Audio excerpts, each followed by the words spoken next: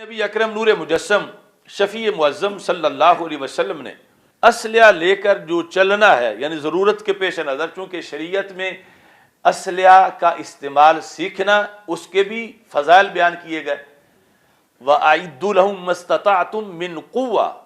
کہ جتنی تم قوت تیار کر سکتے ہو باطل کے خلاف وہ تیاری کر کے رکھو۔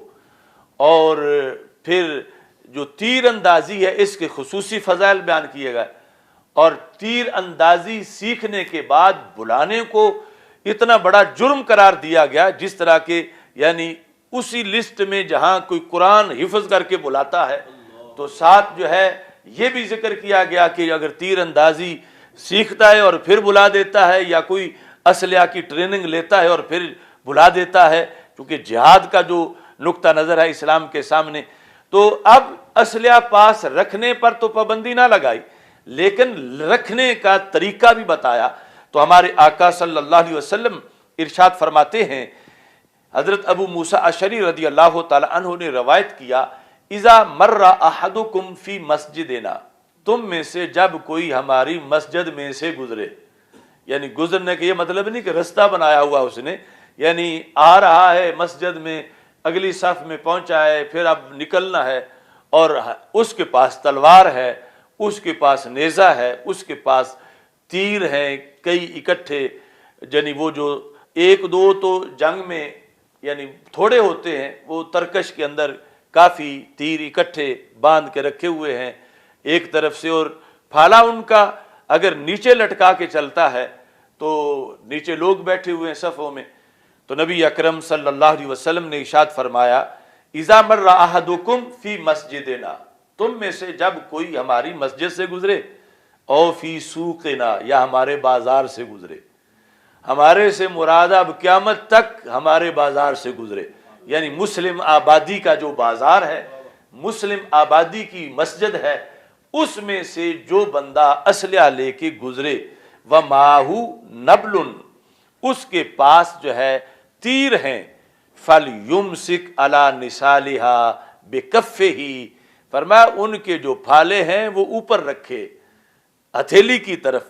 یعنی ہتھیلی میں خود تو اوپر کپڑا لپیٹ لے گا، محفوظ کر لے گا، اب نیچے تو اس کی صرف ڈنڈی ہوگی لکڑی کی، اور چلتے ہوئے وہ تو کسی کو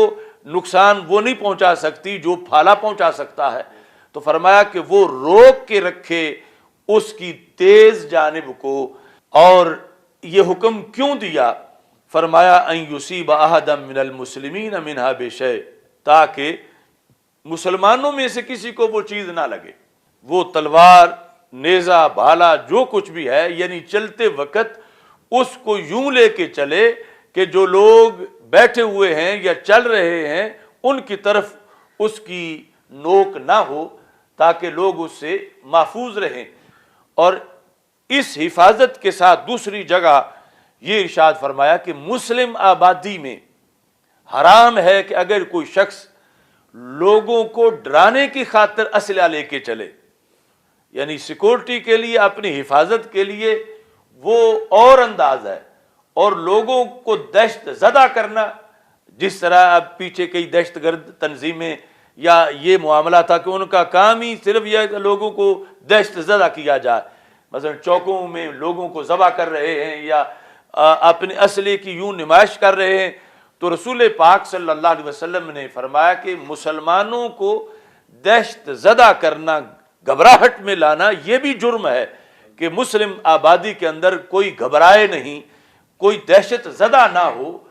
کوئی وہاں پر خوف و ہراس کا ماحول نہ پیدا کیا جائے۔ تو اسلحہ کے لحاظ سے جہاں یہ حکم دیا کہ تم استعداد حاصل کرو، تیاری کرو، اور وہاں یہ احتیاطیں بھی بتائیں نبی اکرم صلی اللہ علیہ وسلم نے، اور پھر یعنی جو عام گزرگاہ ہے، چلنے کی جگہ ہے، وہاں سے جس وقت کوئی لے کے گزر رہا ہے تو رسول اکرم صلی اللہ علیہ وسلم کو یہ فکر ہے کہ یہ کہیں کسی کو چیز لگ نہ جائے، تو فرمایا کہ یہ تمہارا ذمہ ہے کہ وہ لوہے والی جو سائڈ ہے اس کی جو لگ سکتی ہے وہ اوپر رکھو اپنی طرف، تاکہ وہ اور کسی کی طرف اس کا رخ نہ ہو، تاکہ اس سے تکلیف نہ ہو سکے۔ توحید و رسالت کا نعرہ دنیا میں لگا